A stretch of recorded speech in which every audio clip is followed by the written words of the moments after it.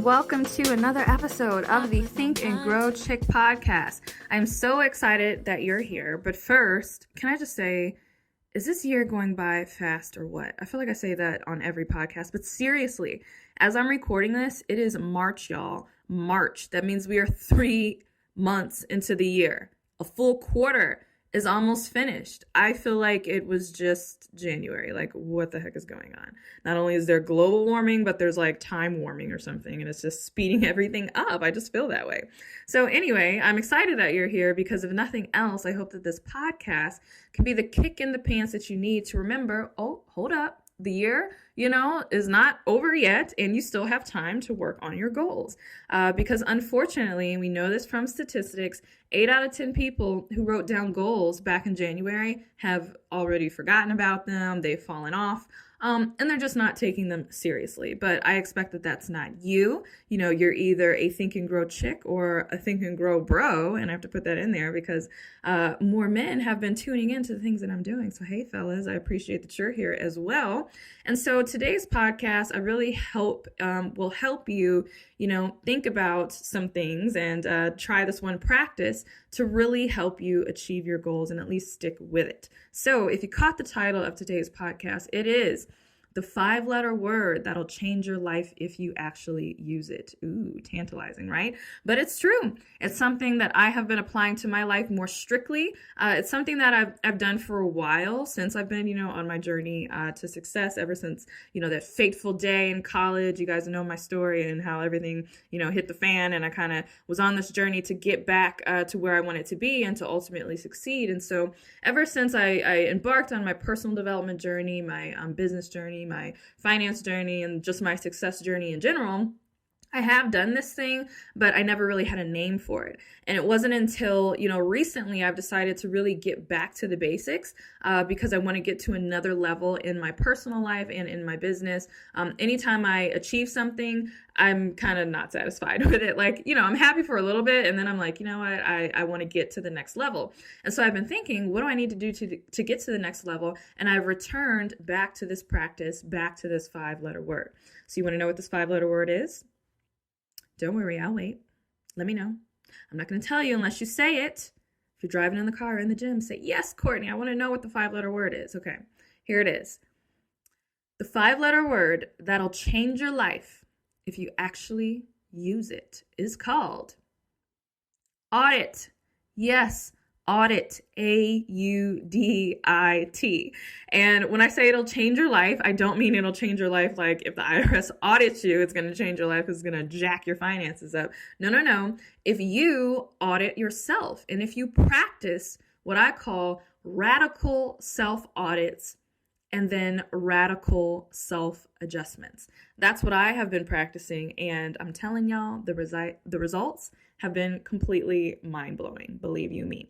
So how I even got on this kick is kind of interesting, and it has to do with marriage. So I know I don't talk really about relationships on, Think and Grow Chick. Some people have asked me to, but I just feel not qualified in that subject matter. But obviously my personal goals, a lot of them do include having an awesome marriage with my husband. So I am no marriage expert by any means. I've only been married a little over 3 years now, but I have been practicing radical self-audits, and I hope he's not listening, but it's been amazing how me just focusing on myself has even improved our relationship with 2 people. And so I am in a newlywed group with my church, and so I meet up with the ladies, the women, and we talk like, hey girl, what's going on? What's going on in your marriage? And they're like, girl, so-and-so is tripping. I'm like, my man is tripping too, girl. Don't I know it? Just kidding. It's not like that. It's not a man bashing fest, but sometimes we do feel frustrated, like, oh my goodness, he keeps doing this or he keeps doing that or whatever. And I know that in the beginning of being married and when I was a super newlywed, like in the first few months, it was very frustrating because I felt like he was doing things that I didn't want him to do or wasn't listening to me or whatever, and I felt like he was the problem and that he needed to change. But when I started practicing radical self-audits and started focusing on how I can improve, I'm telling you, it's miraculous how the quote unquote temperature of our relationship changed, and he started to change along with it. And so I bring that up not necessarily to give you marriage advice, but to show you the power of self-audits, because a self-audit and you adjusting your behavior based on what you notice yourself has the power to radically and drastically change, your external environment even, or situations when you're around other people, or in an environment where you don't have control over the other person.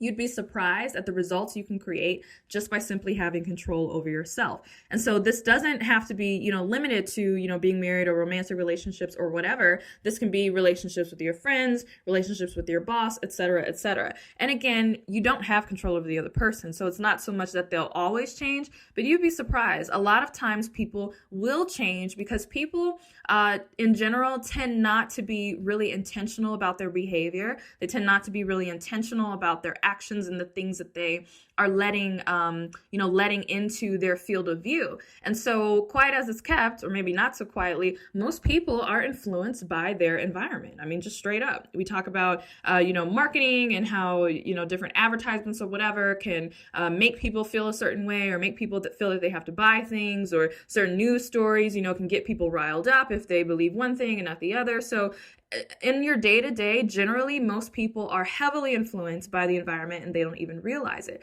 And so the one person who has self-mastery and control over themselves because they're auditing their behavior, they can kind of in a very subtle way influence the behaviors of others simply because they are cognizant and intentional where other people aren't. Most other people are just absorbing or just picking up things that are happening in the atmosphere. And so I say that to say, if a self-audit has that kind of power in environments where you don't even have control over the other person or other things that are in the environment, get this.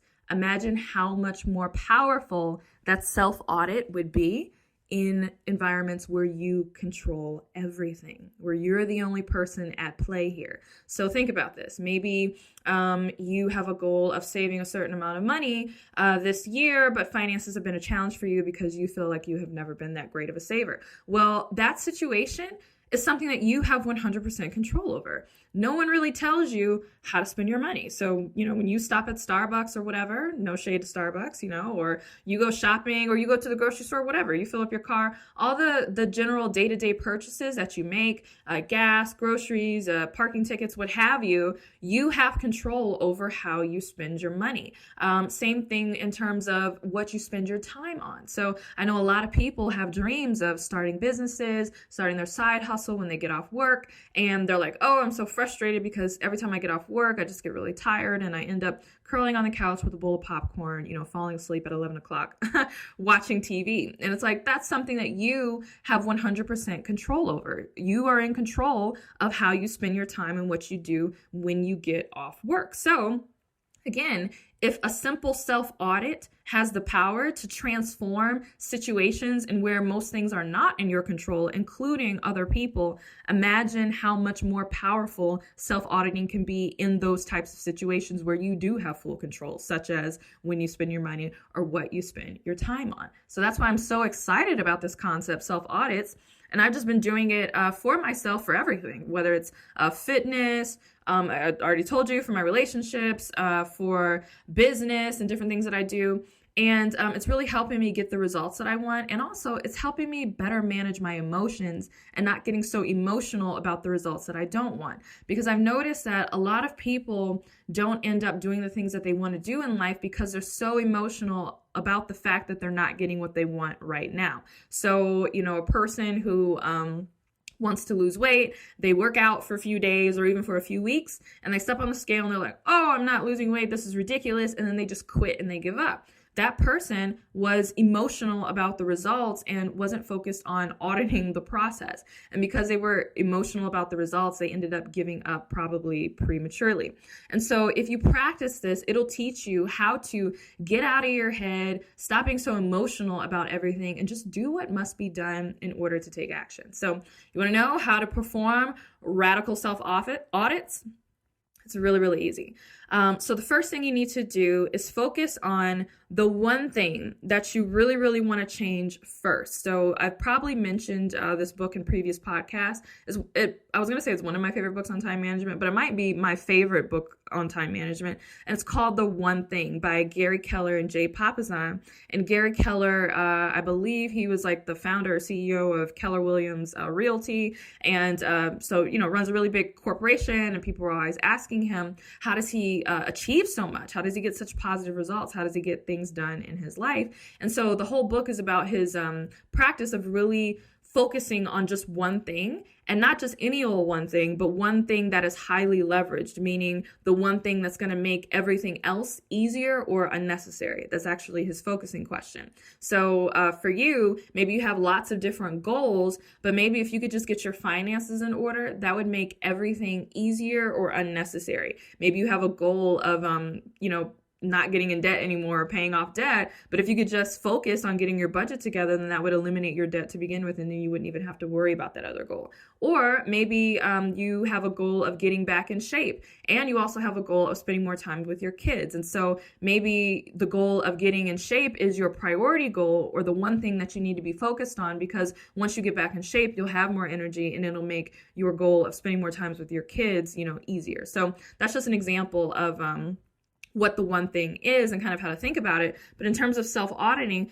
it's important to start with that because we want to create a domino effect in our life. So focus on the one goal or the one thing that would make the biggest impact for you right now, whether it's going to make your other goals easier, or it might just be it's going to relieve a lot of stress. Like maybe you have a lot of student loan debt and some other debt, and it's just like completely demotivating you because you get stressed out every time you think about it. And so maybe that just needs to be the one thing that you focus on, just so that you can get over the hump and start focusing on other things. So once you've identified the one life area or the one goal that you want to focus on, next you need to identify what's the one thing that would give you the results that you're looking for.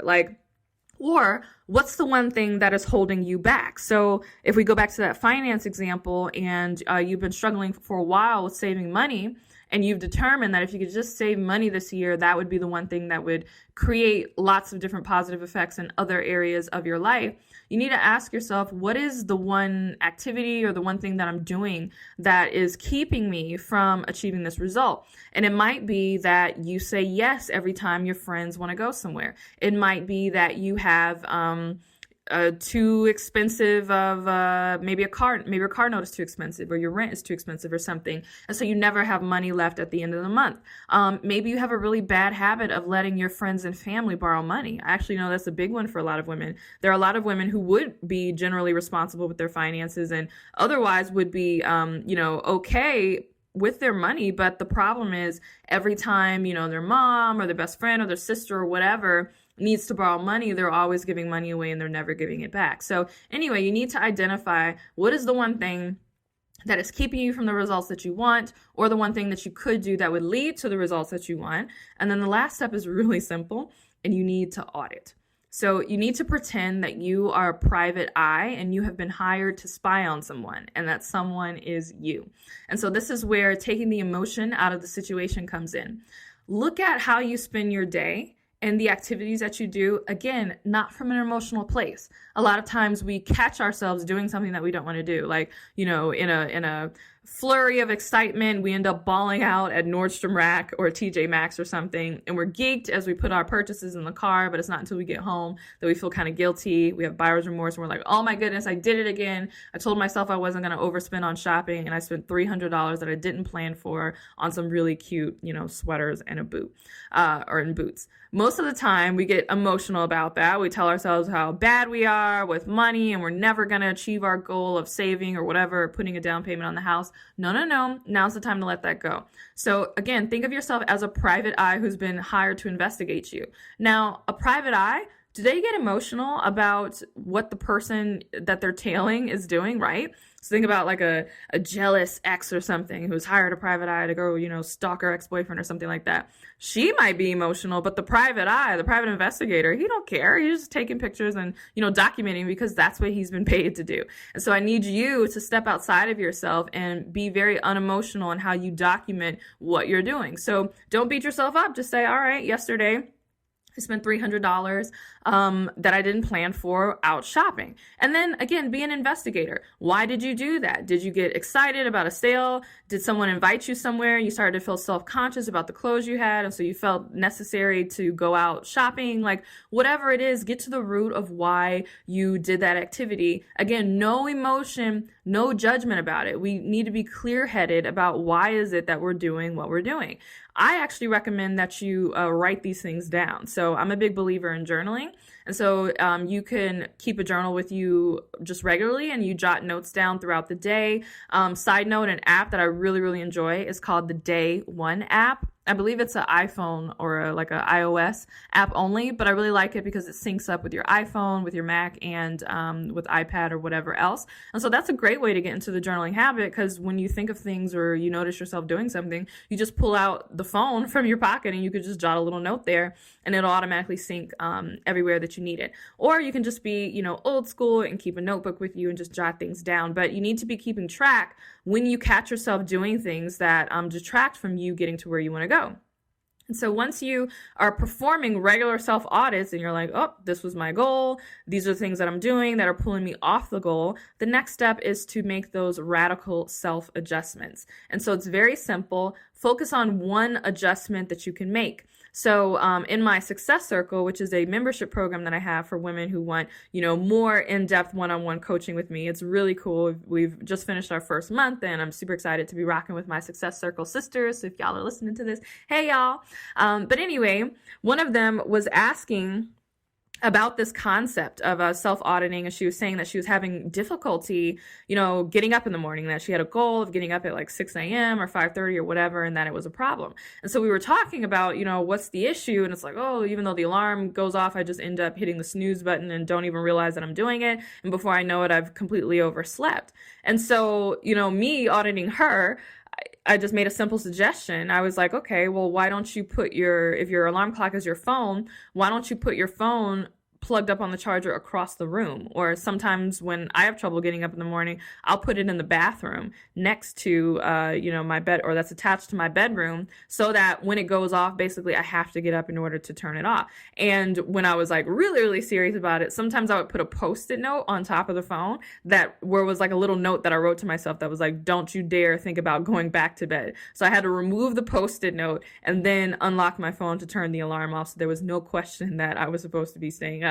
So something like that is a very simple, radical self-adjustment. So notice the two words there. Well, it's three words really, but there's self-adjustment and then there's radical self-adjustment. So the self-adjustment was doing something different than what you're currently doing in order to get a new result. So if you are currently, have your phone by the bed and you're oversleeping because you are turning it off in your sleep, then a self-adjustment would be something different. So obviously an alarm is not enough. You need to move the alarm to a different room, or, do something else. Have a friend call you, have automated lights or whatever. I just think about that because my husband's been big on like these Philips light bulbs and that whole smart home thing. So he's got them on timers where they come on in the morning at a certain time and go off at night. So, that could be something that you do. You buy a set of smart light bulbs from Best Buy or Home Depot or whatever, and you set it on your phone where the lights come on at a certain time so that you have no choice but to wake up. So these are just things that I'm thinking of, just brainstorming. But again, it needs to be something different than what you're doing, because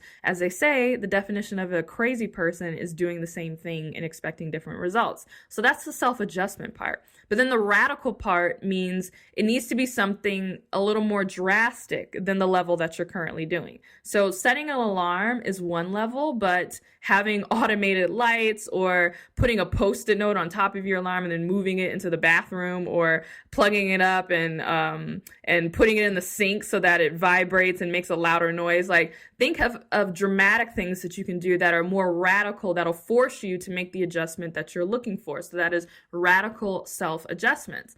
And I'll say this, a lot of times we don't give ourselves credit for how much power we actually have over our lives. We think that we are just, the things that are happening are just things that happen to us. We don't realize that, no, we're actually happening to things. And so I will say this, and it's dramatic, and some people think that it's controversial, even though it's not, but all the results that you are getting in your life right now, you created. It is something that you do, that it is based on some action that you have consistently been taking that is leading you to the results that you want. And so the only way to get to the bottom of it is to perform a radical self-audit and then make a radical self-adjustment. It sounds very simple, but if you do it consistently, day in and day out, it's very powerful. Also notice that I had you focus on the one thing, so the one goal that would make the biggest difference. And then within the one goal, I had you focus on the one activity that'll make the biggest difference within that one goal. Because you want to focus on one thing at a time so that you can actually master it. So once you make the radical self-adjustment, so going back to our example, in this case, we've made the adjustment of putting our phone in the bathroom or something so that we're forced to get up. Once you've done that for a couple days or for a couple weeks and you've consistently knocked that out, then it's time to ask yourself, okay, what's the next thing that is keeping me from reaching my goal, or what's the next action that I could take? And then you perform this whole process all over again. You keep doing radical self-audits to figure out what is it that you're doing. So you got your private investigator hat on. What is it that I'm doing and why am I doing this? And then what is a radical self-adjustment that I can make to get myself to stop doing this? And I promise you, if you continue to do this, if you keep focusing on this and you string these self-audits and these self-adjustments together like a train, you will look up, 60 days from now or 90 days from now, and your life will be totally different. And what's a paradox about this is a lot of us try to change everything at once and then we fail, and we keep doing that over and over again. And because we keep failing, it takes us a really long time to actually make changes. But if you focus on small things, so again, the one thing within the one thing that you need to be focusing on in order to make changes in your life, and you focus on nailing that one self-adjustment and focus on really getting that audit down, once you're done with it, you can move on to the next step. But guess what? You don't have to go back and redo it again because you've already nailed it. You didn't move on until you were really confident that you had taken care of that particular issue or had really mastered that behavior. And so even though it seems like it's going to take longer in the short term because you're doing one thing at a time, because you're not redoing and retracing your steps all the time and redoing your efforts because you're moving on before you could actually get a handle on something, you will actually have or you'll actually achieve your results a lot faster than someone who takes on too much at one time. So that is the 5-letter word that'll change your life if you do it. I really, really challenge you to try it out. And I would love to hear from you, how these self-audits have been working for you. So you guys know I'm on, Instagram at Think and Grow Chick. So THINK, the letter N, and then Grow Chick. I'm at Think and Grow Chick on Facebook. Join my accountability group if you haven't already. I would love to hear from you to see how these radical self-audits are going. And so also, I know some of you didn't participate in the Consistency Code challenge that I launched a while ago, but a few months ago I launched a challenge and I dropped a surprise mixtape. So this might be totally like, what? You dropped a mixtape? How did I miss this? Hopefully you didn't miss it because it was a pretty big thing. But if you did miss it, you can get access to that mixtape simply by going to thinkandgrowchick.com/mixtape. And I highly encourage you to download it if you haven't already, because it's full of motivational messages and really cool music that's going to help you stay consistent on your goals and help you, stay motivated. And so as you are thinking about your audits, listening to positive things and really just saturating your mind with positive messages is really going to help you on this process. And I like to think that my mixtape is one of, the easiest ways that you can do that. So go ahead and download that mixtape if you haven't already at thinkandgrowchick.com/mixtape. And actually the new intro song for this podcast, the full length of that song is featured on that mixtape and you can download it totally free. So again, thanks for joining me on another episode of the Think and Grow Chick podcast. I look forward to hearing your stories about your self-audits, and I will see you next time. Bye. Never give up on my goal.